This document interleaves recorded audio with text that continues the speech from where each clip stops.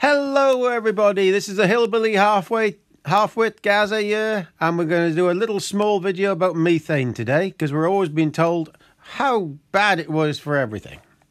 Now, before I start, please subscribe and like and share, because these things get out there if you share it, and it helps the algorithm work so we can get these facts right for a change. Now, methane, all of us meat eaters and all of us farmers being blamed for methane as the worst thing in the world on the BBC for sure. It's all we hear. But I saved this the other day. I thought it was quite interesting. I will read it now.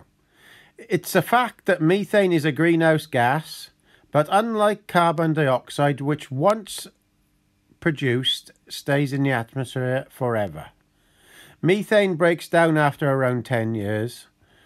And levels of methane emissions are comparatively low in the UK, with sheep and cattle production responsible for 5.7% of the total greenhouse gas emissions.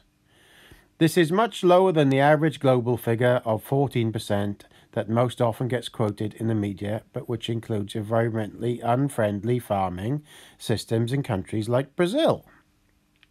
Now, the reason they say that methane are comparatively low, because after 10 years, it changes into CO2 levels, and the level of methane stays the same because the previous 10 years doesn't exist anymore.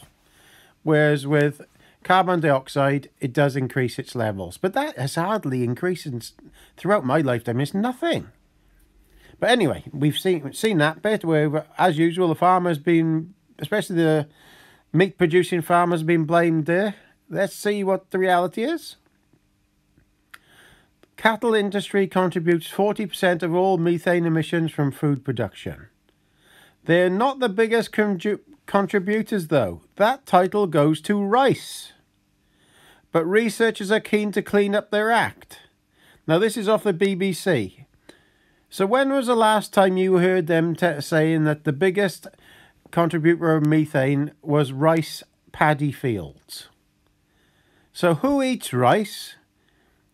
Vegans and vegetarians.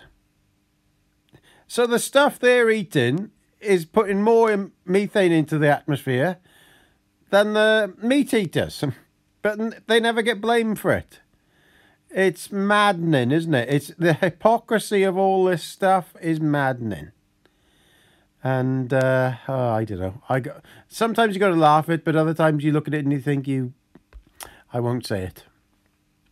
Well, it's just a small one today, just that. So if you're ever in an argument and somebody tells you about the methane releasing of farming and everything like that, especially in the UK, you tell them that paddy fields is the highest methane contributor of them all. So please comment, rate, subscribe. Ta-da! All the best, Gaza.